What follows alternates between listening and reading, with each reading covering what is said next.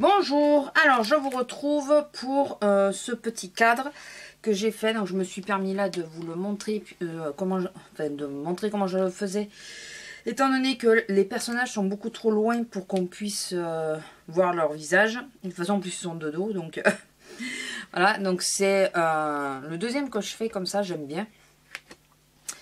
La base, alors parce que, désolé, mais j'ai oublié de mettre à enregistrer, j'avais tout calé et j'ai oublié d'appuyer sur enregistrer au début de la vidéo. Donc vous voyez pas comment je le dépiote et comment je fais le fond. Donc je vais vous l'expliquer assez rapidement. Donc c'est un cadre comme ceci de chez Action avec la petite corde. Moi j'ai inversé le sens, la partie la plus large je l'ai mis en bas plutôt qu'en haut. C'est ce qui m'allait le mieux. Donc il suffit bien sûr de l'ouvrir, d'enlever, ça c'est le fond. Et je garde uniquement, donc j'enlève la petite corde et je garde uniquement le cadre blanc que vous voyez là. Je colle ma feuille dessus. À l'intérieur, par le dos, je fais une croix au centre du cadre, du creux, de façon à pouvoir replier le papier. Je coupe les grandes parties pour pas que ça dépasse trop. Je colle tous les bords. Je mets ma photo, je la fixe avec du washi pour pas qu'elle bouge, pour que je puisse bien me caler. Et après, je passe à la décoration. Donc, c'est relativement simple. Mon papier, donc c'était celui-là, donc enfin celui du fond, comme vous le voyez. C'est un bloc Action que j'ai pris, un grand bloc. C'est le bloc texture, si je ne me trompe pas. Si je me trompe pas. J'avais prévu ce kit-là pour tout ce qui est die cut et tout ça. Finalement, comme vous voyez, je n'en ai pas utilisé. Je me suis fait mon tamponnage et j'ai utilisé la... elle s'appelle Marion. Mais je ne sais plus le nom de sa chaîne. Au pire, je vous le noterai. Ici. Là. Enfin, vous voyez un peu là. Elle a montré la technique pour mettre 2 poudres à embosser. Donc j'ai fait le petit... la petite étiquette. Together Family avec cette solution là. Donc la seule chose c'est que j'ai mis du doré et du bronze et j'ai mis un peu trop de doré à mon goût. J'aurais aimé faire l'inverse, mais voilà, le doré était déjà installé. J'ai embossé aussi la petite ça vient de chez Noz, vous savez, ces petits les petits embellissements en bois.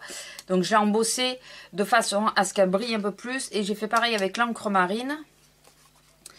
Alors, je l'ai embossé. Alors, comment vous la montrer? Voilà, parce qu'il y a le problème, c'est qu'il y a le reflet. Je l'ai embossé avec de la poudre transparente. Je croyais qu'elle était blanche, elle était transparente. Ça, c'était pas très grave. Et j'ai pareil utilisé la technique de Marion. Je vous mettrai en lien la vidéo où elle le montre pour les 2 solutions. Il suffit que ça soit chaud, d'attendre quelques secondes, 2-3 secondes, et de mettre du foil, voilà. Moi c'est du rose gold, et ça donne un peu cet effet un peu encre vieillie. Je trouve que ça rend vraiment bien. Les petits coquillages que vous voyez ici sont des vrais, ce n'est pas des embellissements, et je les ai ramassés sur cette fameuse plage. D'où le fait que j'ai tenu absolument à mettre des coquillages. Vous le verrez, je trafique un peu, je cherche un peu lesquels je mets. Les gros, c'était sûr que j'allais pas les mettre. Puisque j'ai quand même une boîte où j'en ai des gros. J'ai d'autres pots qu'il faudrait que je retrouve d'ailleurs, où il y en a des plus petits.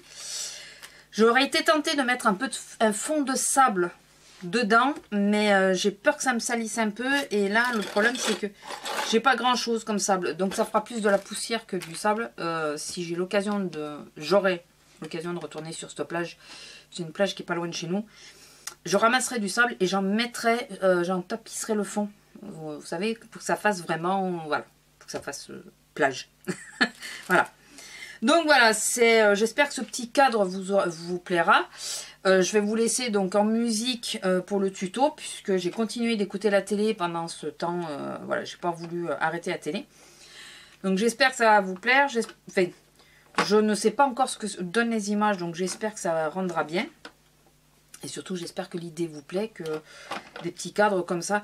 Là où, si vous voulez en acheter, si vous voulez le refaire chez vous, faites bien attention à une chose. Je n'ai fait que repiquer l'idée, je ne sais plus où c'est que je l'avais vu, qui c'est qui l'avait dit. Je crois que c'était par rapport aux pages 30-30, parce qu'ils le font aussi en 30-30, ou 35, ou quelque chose comme ça.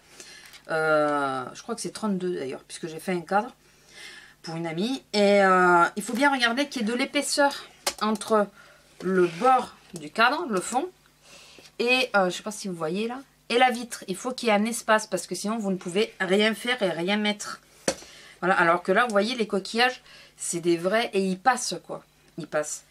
Donc il faut penser à regarder qu'il y a un espace. Il y a d'autres cadres action où il n'y a pas cet espace-là.